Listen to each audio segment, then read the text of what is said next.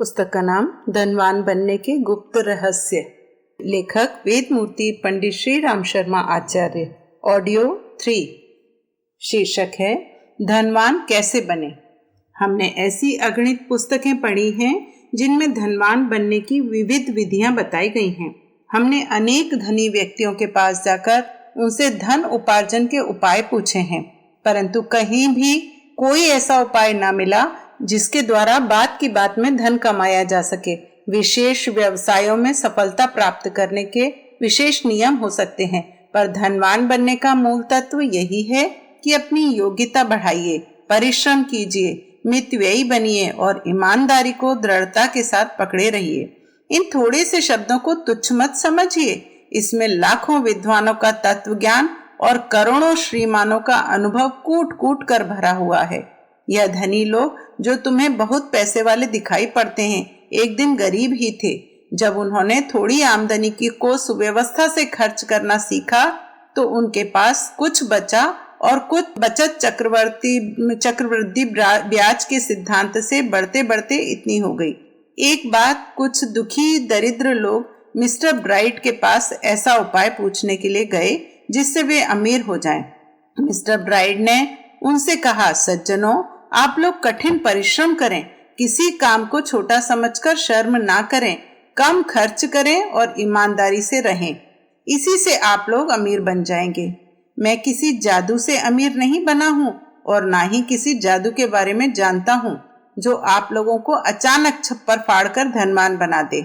यदि आप धनी बनना चाहते हैं तो उन मनुष्यों की कार्य प्रणाली का अनुकरण कीजिए जो गरीबी के साथ निरंतर लड़े हैं और अपने बाहुबल से उसे पछाड़कर समृद्धि तक पहुंचे हैं। शास्त्र कहता है, उद्योगिनम पुरुषम सिंहम उपैति लक्ष्मी। लक्ष्मी उद्योगी सिंह पुरुष को प्राप्त होती है। भाग्य का रोने रोने वालों को नहीं, धनी वे बन सकते हैं जो साहसी, परिश्रमी, उद्योगी और विशाल हृदय है। एक विद्वान का मत है, धन सिंहनी का दूध है। सिंहनी का दूध सोने के पात्र में दुहा जाता है। यदि और किसी बर्तन में दुहा जाए तो वह पात्र फट जाता है। लक्ष्मी उन्हें ही प्राप्त हो सकती है जो उसके पात्र हैं। कुपात्रों को पहले तो वह प्राप्त नहीं होती, यदि मिल भी जाए तो उसे नष्ट करती है और बहुत जल्दी चली जाती है। इसलिए जो व्यक्ति धनवान बनना चाहते हैं, सिंहनी का दूध पात्र में रखना चाहते हैं, उसे चाहिए कि पहले स्वर्ण पात्र बने। सुंदर भविष्य की आशा करना एक बड़ा ही उत्तम सद्गुण है। जिसके पास पारस मौजूद है वह लोहे जैसी परिस्थितियों को सोने में बदल सकता है। यदि आप अस्वस्थ हैं, निर्धन हैं, विपत्तिग्रस्त हैं तो कुछ भी चिंता मत कीजिए। यदि आपको अपने सुनहरे भविष्य की आशा है, परमात्मा की दयालुता और आत्मा की योग्यता पर विश्वास है तो निश्चय ही सब बुरी परिस्थितियां बहुत शीघ्र बदल जाएंगी और वैसा ही सुंदर भविष्य प्राप्त होगा जैसा आप चाहते हैं। आपको दरिद्र बनाने वाले दो शत्रु हैं, अनुत्साह और संदेह। इन दोनों सांपों को आस्तीन में पालकर सुख के साथ नहीं सोया जा सकता। मेरे करने से कुछ ना होगा, इस काम में सफलता मिलना कठिन है। इस प्रकार की विचारधारा को रखने का स्पष्ट अर्थ है कि दुख दारिद्र्य के साथ आपकी गहरी दोस्ती है और उनका किसी प्रकार साथ छोड़ना नहीं चाहते। इंजीनियर जब कोई मकान बनाना चाहता है तो उसका पूरा नक्शा पहले अपने मस्तिष्क में खींच लेता है। चित्रकार चित्र की रूपरेखा पहले मन में अंकित कर लेता है। बिना इसके ना तो मकान बन सकता है और ना चित्र। क्या आप सुंदर भविष्य की आशा अंतःकरण में धारण किए बिना ही समृद्ध होना चाहते हैं? ऐसा ना हो सकेगा। यदि धनी बनना है तो पहले अपने मन को धनी बनाइए। धनवान होने के सुख स्वप्न देखिए। कोई पाठक हमारे इस कथन पर आश्चर्य प्रकट करेंगे कि विचार बदलने मात्र से ही धन की प्राप्ति कैसे हो सकती है। उन्हें जानना चाहिए कि मानसिक दरिद्रता दूर होने पर वह लक्ष्मी का पात्र बन जाता है। उद्योग और उत्साह की लहरें उसके खून के साथ दौरा करने लगती हैं। आत्मविश्वास की विद्युत शक्ति उसके स्नायु जाल में संचरित होने लगती है। उसके परिणाम स्वरूप वह सामने आए हुए अवसरों से भरपूर लाभ उठा लेता है उसकी वृत्तियों में कुछ ऐसा असाधारण परिवर्तन हो जाता है कि दुनिया उसे प्यार करने लगती है और हर तरफ से सहयोग एवं सहायता प्राप्त होना आरंभ हो जाता है। देखा जाता है कि इस परिवर्तन के कारण बहुत ही हीन अवस्था के व्यक्ति कुछ ही काल में सुसंपन्न बन जाते हैं। यह कथन सत्य से परिपूर्ण है कि ईश्वर उसकी मदद करता है जो अपनी मदद आप करता है। इस कथन के पीछे सृष्टि के आरंभ से लेकर अब तक के समय का मनुष्य जाति का गहरा अनुभव है। जो अपने पैरों पर खड़ा हुआ उसने उन्नति की और जो हताश होकर बैठ गया उसने अस्तित्व गंवा दिया। संसार में अनेक व्यक्तियों ने लघुता में से उठकर अपने अपने उद्योग द्वारा महत्ता प्राप्त की है। तमिल भाषा के अमर काव्य चिक्कुरल के रचयिता ऋषि तिरुवल्लुवर परिया नाम की अछूत जाति में पैदा हुए थे। संत कबीर, जुलाहे, रैदास, चमार, नामदेव दर्जी और कृष्णदास शूद्र थे। उस जमाने में अछूतों और छोटी श्रेणी के लोगों के लिए उन्नति करना बहुत कठिन था, तो भी इन महापुरुषों ने अपने प्रयत्न से ज्ञान उपार्जन किया और नर रत्न कहलाए। संसार के अद्वितीय कूटनीतिज्ञ महापुरुष चाणक्य बड़ी गरीबी का जीवन व्यतीत करते थे। एक बार वे राजा नंद की राज्य सभा में गए तो फटे टूटे कपड़ों को देखकर दरबारियों ने बड़ा उपहास किया था। इतनी दरिद्रता रहते हुए भी वे महत् ज्ञान का संपादन करते रहे। अस्त्र शस्त्र विद्या के धुरंधर द्रोणाचार्य इतने गरीब थे कि अपने बच्चे अश्वत्थामा को दूध तक न पिला सकते थे और चावल का पानी देकर उसकी दूध की बालहट शांत करते थे। संत सूरदास, तुलसीदास और चैतन्य महाप्रभु की दरिद्रता प्रसिद्ध है। संस्कृत और बंगला के धुरंधर विद्वान ईश्वरचंद विद्यासागर जब विद्या अध्ययन करते थे तो उनके पास इतना पैसा भी न था कि रात को पढ़ने के लिए तेल तक जुटा सकें। अतः उन्हें सड़क पर लगी रहने वाली बत्तियों की सहायता से पुस्तकें पढ़नी पड़ती थी। मद्रास हाईकोर्ट के जज सर ध्रुव स्वामी अय्यर ऐसे गरीब घर के थे कि 12 वर्ष की उम्र में ही 1 रुपया मासिक की नौकरी करने के लिए मजबूर होना पड़ा था। अकबर के दरबारी बीरबल और टोडरमल बहुत गरीब दरिद्र घर में जन्मे थे। पंजाब के महाराजा रणजीत सिंह का प्रधान सरदार फूल सिंह आधी उम्र तक पेट भरने की चिंता में डूबा रहा। यह लोग यद्यपि ऐसे घरों में जन्मे थे जहां उन्नति करने योग्य साधनों का करीब करीब सर्वथा अभाव था, तो भी उनकी उद्योगशीलता और महत्वाकांक्षाओं ने उन्हें ऊंचे स्थानों तक पहुंचा ही दिया। जस्टिस महादेव गोविंद रानाडे, श्री गोपाल कृष्ण गोखले, पंडित मदन मोहन मालवीय, दादा भाई नेहरू, महात्मा गांधी सरीके महापुरुष मध्यम श्रेणी के घरानों में पैदा हुए। उनका ही परिश्रम था जिसने उन्हें साधारण से महान बनाया। विदेशों में ऐसे उदाहरणों की भरमार है। यूरोपीय देश उंगलियों पर गिनने लायक वर्षों में इतने उन्नतिशील हुए। इसका कारण वहां के निवासियों में उद्योगशीलता की लहर का आ जाना ही है। शेक्सपियर के पिता कसाई का काम करते थे और वह स्वयं ऊन कातता था। पीछे वह घोड़ों को बेचा खोची करने लगा और नट विद्या में दिलचस्पी लेने लगा। ऐसी विषम परिस्थिति में रहते हुए उसने अंग्रेजी भाषा के सर्वोच्च नाटककार का स्थान प्राप्त किया। बढ़ईगिरी करते करते जॉन हंटर प्राणी शास्त्र का वेत्ता बना। ज्योतिषी केलियर भटियारे का लड़का था। आविष्कारक सर आर्कनाइट और चित्रकार टर्नर पहले नाईगिरी करके हजामत बनाकर पेट की ज्वाला बुझाते थे।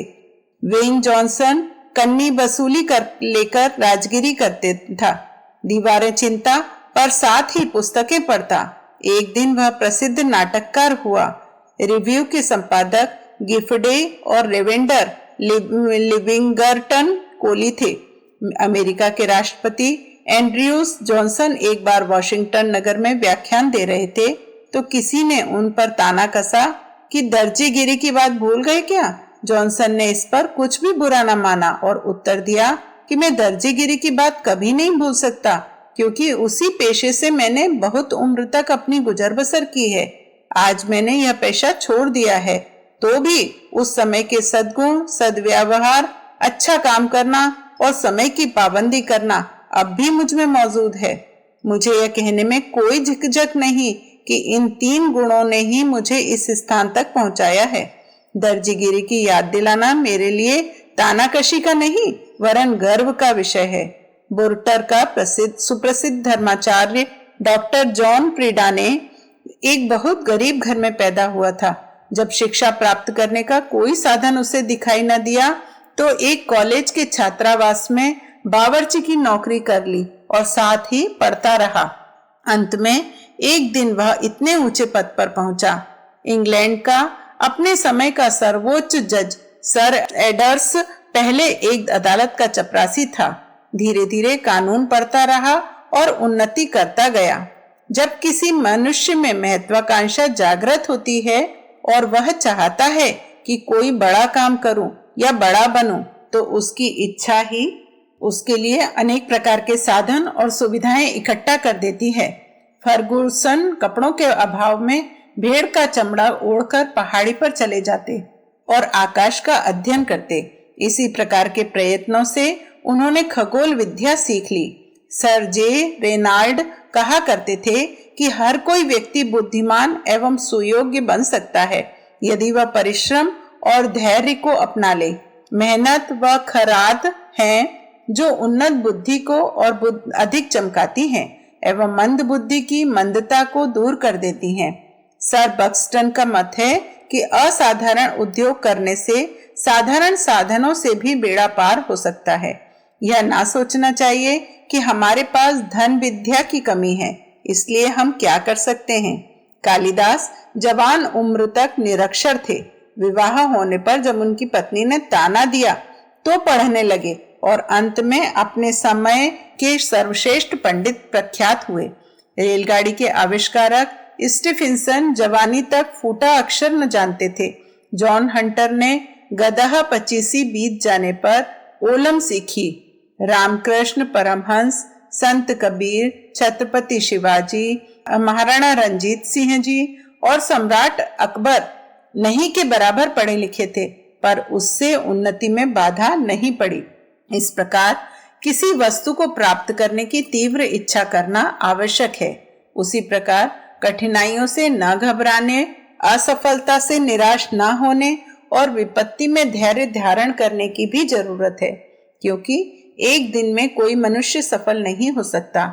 इच्छित उद्देश्य की प्राप्ति तभी होती है जब वह परीक्षा कर लेती है कि यह मनुष्य इसका पाने का पात्र भी है या नहीं। सर हम्फ्री डेवी ने कहा था कि मैं इस समय जितना चतुर हूं उतना कभी ना था। मैंने जो कुछ महत्वपूर्ण कार्य किए हैं वो भूलों, असफलताओं और त्रुटियों की सहायता से किए हैं। वॉशिंगटन ने जितनी लड़ाइयां जीती उससे ज्यादा हारे। मोहम्मद गौरी को भारतवर्ष में तब विजय प्राप्त हुई जब वह 16 बार पृथ्वीराज से पराजित हुआ। मोरो कहा करते थे कि मनुष्य ढोल के समान है, वह जितना ही पिटता है उतना ही बजता है। गायक कैर्न सीमान से पूछा गया कि आपने अपना स्वर इतना मधुर कैसे बनाया, तो उसने कहा परिश्रम और आपत्तियों की सहायता से। चित्रकारी आपने कितने समय में सीखी? इस प्रश्न का उत्तर देते हुए सर रेनाल्ड ने कहा समस्त जीवन में। प्रोफेसर मारे ने कोयलों से जमीन पर अक्षर लिखना सीखा था, क्योंकि उसके पिता स्याही नहीं खरीद सकते थे। प्रोफेसर मोअर बचपन में किताबें खरीदने योग्य स्थिति में न थे, इसलिए किसी सहृदय लड़के की किताब कुछ समय के लिए उधार लेकर नकल करते थे और उसी से पढ़ लेते थे। डॉक्टर ली बचपन में बड़े गरीब और सुस्त थे। एक बार उनके अध्यापक ने झुंझलाकर कहा, आज तक मेरे पास ऐसा रद्दी लड़का कोई पढ़ने में नहीं आया। यही रद्दी और मंद बुद्धि बालक अपने परिश्रम के बल पर एक दिन महान साहित्यकार सिद्ध हुए। इस समय आपको अपनी बुद्धि मंद और योग्यता तुच्छ प्रतीत होती है तो कुछ भी चिंता मत कीजिए और उत्साह पूर्वक परिश्रम में जुट जाइए। एक न एक दिन आपकी संपूर्ण कमियां दूर हो जाएंगी। प्रसिद्ध चित्रकार टाइटोडी कोर्टोना इतना मंद बुद्धि था कि उसे गधे का सिर कहकर चिढ़ाया जाता था। न्यूटन अपने दर्जे में सबसे फिसड्डी लड़का था। एडम क्लार्क ने घर वाले उसे महामूढ़ कहकर पुकारते थे। नाट्यकार शेरी की माता से उसके अध्यापक ने कहा, ऐसे जड़ बुद्धि लड़के से तो मैं बाज आया, इसे घर ले जाइए। सर वॉल्टर स्कॉट के अध्यापक ने अपना यह मत घोषित कर दिया था कि यह लड़का जन्म भर बुद्धू रहेगा। लॉर्ड क्लाइव ने, जिसने भारत में अंग्रेजी राज्य स्थापित किया, ऐसी मूढ़ बुद्धि का था कि घर वाले उससे तंग आ गए थे और पीछा छुड़ाने के लिए 7 समुद्र पार हिंदुस्तान को भिजवा दिया था। नेपोलियन ने से उसके बचपन में कोई यह नहीं कहता था कि बड़ा होकर वह किसी काम का निकलेगा। डॉक्टर कैल्मर्स और डॉक्टर कुक को उनके अध्यापकों ने स्कूल में यह कहकर निकाल दिया था कि इन पत्थरों से सिर मारना बेकार है।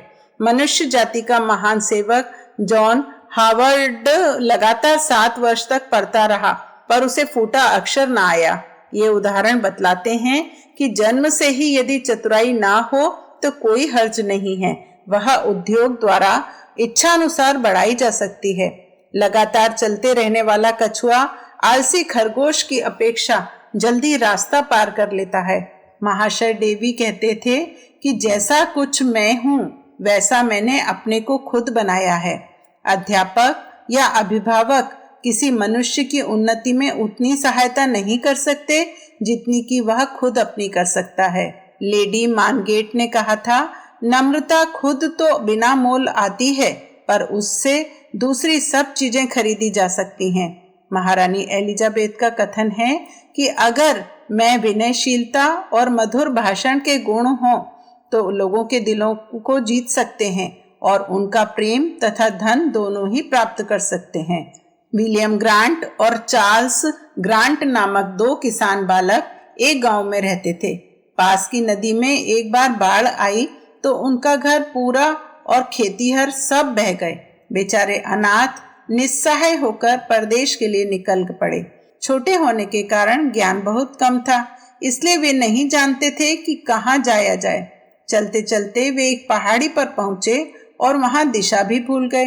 कुछ देर सोचने के बाद उनने एक लकड़ी खड़ी की और तय किया कि जिधर यह गिरेगी उसी दिशा में चल पड़ेंगे। लकड़ी गिरी और वे चल पड़े। चलते चलते एक छोटे कस्बे में पहुंचे। वहां पर एक छापे खाने में उनके सद्गुणों के कारण मालिक पर ऐसा प्रभाव पड़ा कि उसने छापे खाने की सारी कला उन्हें समझा दी। लड़के बड़े हुए तो उनने अपने स्वतंत्र छापे खाने खोले। भले स्वभाव के कारण ग्राहक बहुत आने लगे और काम उन्नति करता गया। अंत में वे भारी मिल चलाने लगे और अपार संपत्ति कमाने में समर्थ हुए। उन्होंने उस पहाड़ पर लकड़ी गिरने के स्थान पर स्मारक स्वरूप एक मीनार बनवाई। सज्जनों के लिए ऐश्वर्य प्राप्त करना कुछ भी कठिन नहीं है। सज्जन शब्द की परिभाषा करते हुए एक विद्वान ने कहा है कि जो ईमानदार हो, भल मानस हो और नम्र हो, वही सज्जन है। किसी व्यक्ति ने चाहे सब कुछ खो दिया हो, पर उसके पास यदि साहस, आशा, आत्मविश्वास, धर्म परायणता और भलमन साहत मौजूद है तो समझना चाहिए कि उसने कुछ नहीं खोया और वह अभी भी धनवान है, क्योंकि दुनिया उस पर विश्वास करती है। क्या विश्वास भाजन बनना किसी बड़ी अमीरी से कम है? वह विपत्ति में भी प्रसन्न रहता है, क्योंकि सज्जनता का सौभाग्य उसके साथ है। जो कार्य आपने आरंभ किया है उसे दृढ़ता से आरंभ कीजिए और अपने धैर्यपूर्वक उसके फल की प्रतीक्षा के लिए ठहरिए। बहुत से मनुष्य आज के काम का कल परिणाम देखते हैं और बालक की नकल बनाते हैं जो बीज को बोकर घंटे घंटे बाद उसे इसलिए उखाड़ता था कि देखें अभी होगा या नहीं। बालक खड़ा होने का कार्य तब पूरा कर पाता है जब वह 20 बार गिरता है और असफलता की परवाह ना करके उत्साह के साथ उद्योग जारी रखता है। सिकंदर यद्यपि बहुत बार युद्ध में पराजित हुआ तो भी लड़ाई के अंत में सदा वही विजयी हुआ। उष्ण कटिबंध देशों में लोग इसलिए अधिक स्वस्थ और सुंदर नहीं होते कि उन्हें अपना भोजन आसानी से मिल जाता है और कठोर परिश्रम से बचे रहते हैं। वैज्ञानिक बतलाते हैं कि यदि 50 एकड़ भूमि की सूर्य किरणें एकत्रित कर ली जाएं, तो उनसे इतनी बिजली मिल सकती है कि संसार के समस्त कल कारखानों को चलाया जा सके, परंतु असंख्य एकड़ भूमि पर यह किरणें फैली रहती हैं और उससे एक छोटा सा यंत्र भी नहीं चलता। मनुष्य में अनंत शक्तियों का भंडार छिपा पड़ा है, परंतु बिना उसे समुचित स्थिति से काम में लाए वह व्यर्थ ही नष्ट होता है। महात्मा हुल मिल कहते हैं कि जब कोई साहसी और दृढ़ प्रतिज्ञ तरुण संसार रूपी सांड के सामने खड़ा होकर बहादुरी के साथ उसके सींग पकड़ लेता है, तो वह आश्चर्य से देखता है कि वे सींग टूटकर उसके हाथ में आ गए। उस समय उसे अनुभव होता है कि यह सींग वास्तव में उतने भयंकर नहीं है जितना कि उन्हें समझा जाता है। यह तो केवल आलसी और डरपोकों को डराने के लिए लगाए गए हैं। एक विद्वान का कथन है कि मनुष्य की आधी बुद्धि उसके साहस के साथ चली जाती है। यदि आप आपत्तियों को देखकर घबरा गए तो समझ लीजिए कि संकट रूपी भेड़िए के सामने आपने अपनी लाश को कुतर खाने के लिए छोड़ दिया है। एक निराश सेनापति ने सिकंदर से कहा, मुझसे यह नहीं हो सकेगा। संसार विजेता सिकंदर ने घृणा के साथ उसे उत्तर दिया, चल उठ, भाग जा, यहाँ से काला मुंह कर। मूर्ख, उद्योगी के लिए कुछ भी असंभव नहीं है। एक विद्वान का कथन है कि कीर्ति, प्रतिष्ठा और उच्च पद यह अपने ही प्रयत्न से प्राप्त होते हैं, ना तो वह पैतृक संपत्ति या दैवयोग से के रूप में मिलते हैं और ना धन से मोल लिए जा सकते हैं। यह फल अध्यवसाय, उद्योग और दृढ़ चरित्र के बेलों पर ही लगते पाए जाते हैं। एक गरीब लड़का नदी के किनारे खड़ा हुआ धीवरों का मछली पकड़ना देख रहा था। वह धीवरों के पास गया तो देखा कि उन्होंने कई टोकरे मछली पकड़ रखी है।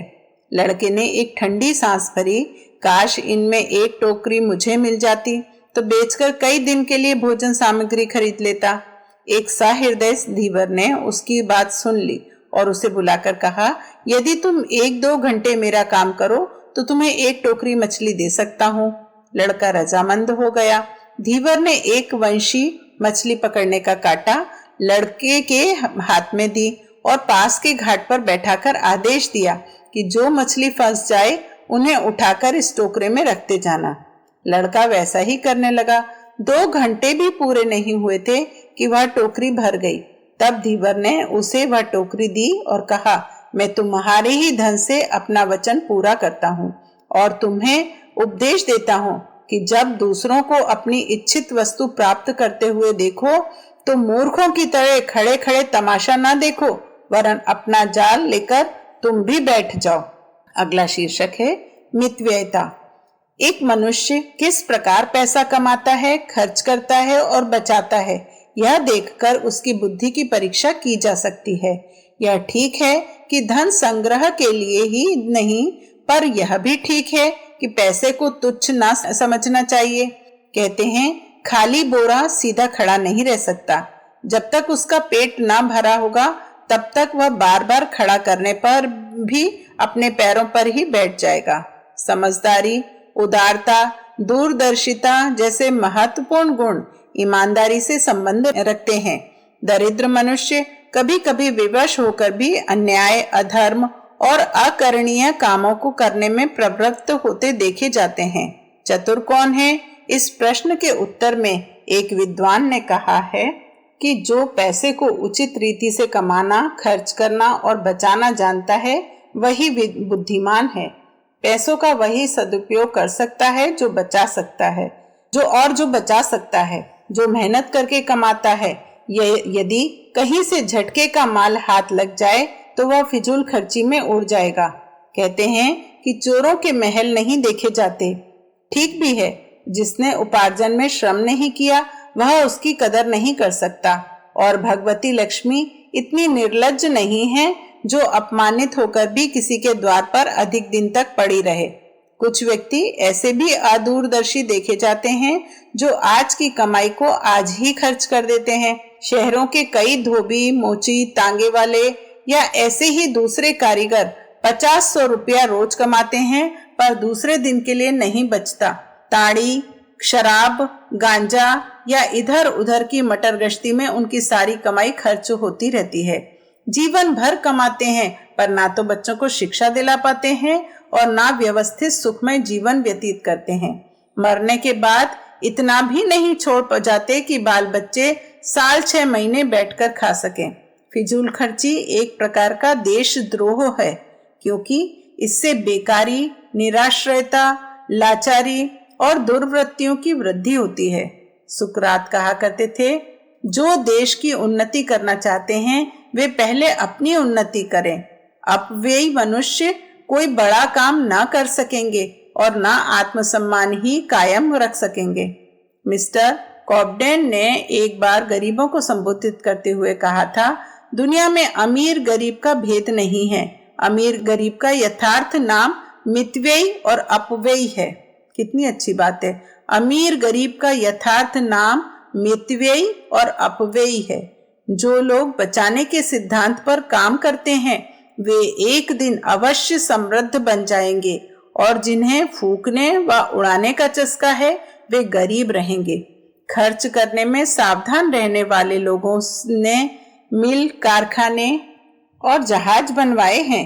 एक तुम हो जो शराब पीने और दूसरी बेवकूफी करने में अपने पैसे समाप्त कर देते हो। सुसंपदा बनने के लिए मितव्ययिता की बड़ी जरूरत है। इसके लिए किसी बड़ी योग्यता की जरूरत नहीं है। अत्यंत आवश्यक वस्तुओं को उचित मात्रा में खरीदना, इस सिद्धांत को ध्यान में रखकर कोई भी मनुष्य ठीक प्रकार से गृह प्रबंधन कर सकता है, किंतु इसका अर्थ कंजूसी नहीं है। कल के लिए जमा रखने की इच्छा से जो आज भूखा मरता है वह मूर्ख है। मितव्ययी मनुष्य धन को ईश्वर समझकर पूजा नहीं करता, वरन उसको सावधानी से शस्त्र की भांति वहीं उपयोग करता है जहां उसके करने की जरूरत है। आप कंजूस नहीं, किफायतशार बनिए, क्योंकि किफायतशारी दूरदर्शिता की पुत्री, संयम की बहन और स्वतंत्रता की माता है। यह हमारे चरित्र, आनंद और प्रतिष्ठा की रक्षा करती है। अब जब फ्रांसिस हानरी गृहस्थी में पड़ा और उसके पिता ने कहा, पुत्र, मेरा आंतरिक आशीर्वाद है कि तू प्रसन्न रहे। इस हर्ष के समय पर एक रत्न तुझे उपहार दे रहा हूँ, और वह है किफायतशारी का उपदेश। ओछे आदमी इसका महत्व नहीं समझते और हंसी उड़ाते हैं, पर मैंने चिरकालीन अनुभव से यह जाना है कि कोई गृहस्थ यदि सुखपूर्वक अपना जीवन बिताना चाहता है तो उसे खर्च करते समय बहुत सावधानी से काम लेना चाहिए। बेटा, यदि तुम मेरे इस रत्न को संभाल कर रखोगे तो यह तुम्हें सौभाग्य की तरह हर समय मदद करेगा। हर आदमी का धर्म है कि अपनी आमदनी पर गुजर करे। जो ऐसा नहीं करता वह भीख मांगेगा, किसी पर भार बनेगा या बेईमानी करेगा। हम ऐसे कई आदमियों को जानते हैं जिन्होंने पुरानी संचित कमाई को नाच तमाशे में फूंक दिया और फिर सिर धुन धुन कर पछताते रहे। इन चटोरी आदत के व्यक्तियों को वासनाएं तृप्त करने के लिए जब अपने पास धन नहीं दिखाई देता तो ऐसे कार्य करने को उद्यत हो जाते हैं जिनसे उनके लोक और परलोक दोनों बिगड़ जाते हैं। यदि आरंभ से ही उन्होंने फिजूल खर्ची के दुर्गुण को ना अपनाया होता तो पतन के गहरे गर्त में गिरने के लिए उन्हें विवश ना होना पड़ता। एक पैसा बहुत छोटी वस्तु है, परंतु करोड़ों गृहस्थों का सुख इस एक पैसे को जमा करने और ठीक अवसरों पर खर्च करने में निर्भर होता है। जो एक पैसे का दुरुपयोग करता है वह 1 रुपए का भी कर सकता है। यदि हम इन पैसों को बचाते रहें तो हमारी शक्ति बढ़ जाएगी और भविष्य को दूने वेग के साथ सुधार सकेंगे। कई बार हम सस्ती के प्रलोभन में आकर बेकार वस्तुओं को खरीद लाते हैं। यह एक प्रकार की फिजूल खर्ची है। आप उन चीजों को खरीदिए जिनकी वास्तव में जरूरत है। जो वस्तु काम में नहीं आती उसे भूलकर भी मत खरीदिए, चाहे वह कितनी ही सस्ती क्यों ना हो। टाइम्स राइस नामक एक परोपकारी कार्यकर्ता ने हजारों दुष्चरित्र स्त्री पुरुषों को सुधारकर उन्हें भले और प्रतिष्ठित नागरिकों के रूप में बदल दिया था। वे अपनी डायरी में लिखता है, स्वेच्छा से बहुत कम आदमी बुरे काम करते हैं क्योंकि हर एक को अंतरात्मा कुकर्म करने पर उसे धिक्कारती है। अधिकांश मनुष्य अपनी जरूरतें और या तृष्णाओं से मजबूर होकर चोरी ठगी करते हैं। यदि आदमी को काम में लगा दिया जाए और उसे खर्च की ठीक व्यवस्था करना सिखा दिया जाए तो उसकी आधी बुराइयां दूर हो जाएंगी। टाइम्स एक मील में काम करता था, पर जब उसे फुर्सत मिलती तो तथाकथित बुरे लोगों के पास जाता और अपने मधुर स्वभाव से उन्हें इस बात के लिए रजामंद करता कि वे उसकी सहमति से ही खर्च किया करें। ऐसे व्यक्ति यदि बेकार होते तो उनके लिए काम तलाश कर देता और रोज जाकर उन्हें किफायतशारी का पाठ पढ़ाता। आज उन्होंने जो खर्च किया उनकी समालोचना करता और दूसरे दिन के लिए बजट बना जाता। इस प्रकार कुछ दिनों में किफायतशारी की आदत पड़ जाती और वे उन सब दुर्गुणों से छुटकारा पा जाते जो फिजूल खर्ची के कारण उत्पन्न हुए थे। उसने सादगी की आदत सिखाकर ऐसे अनेक नौजवान लड़के लड़कियों को कुमार्गगामी बनाने से बचाया जो तड़क भड़क से मुग्ध होकर अपना कर्तव्य भूल बैठे थे और पतन की ओर चलने लगे थे। थोड़ा थोड़ा जमा करने से बहुत इकट्ठा हो सकता है।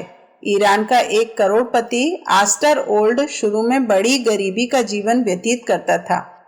वह जब दारू विक्रेता की दुकान की तरफ जाता तो वहां पड़े हुए बोतलों के काग बीनकर जेब में रख लेता। 8 वर्षों में यह काग इतने जमा हो गए कि 100 रुपए में बिके। इसी रुपए से कारोबार बढ़ाकर वह उन्नति करता गया और अंत में करोड़पति होकर मरा। दुष्ट बुद्धि के लोगों का धनवान होना ही उनके नाश का कारण है। पैसा पैदा करना कितना ही सरल क्यों ना हो, उसको ठीक तरह रखना संसार में सबसे कठिन है। धन को ठीक प्रकार खर्च करना बहुत कम लोग जानते हैं। जिस पैसे से जीवन की महत्वपूर्ण वस्तुएं प्राप्त की जा सकती हैं, देखा गया है कि लोग उसे यूं ही व्यर्थ बातों में उड़ा देते हैं। ऐसे मनुष्यों की आय चाहे कितनी ही अधिक क्यों ना हो, सदैव दरिद्रता का कष्ट भोगेंगे।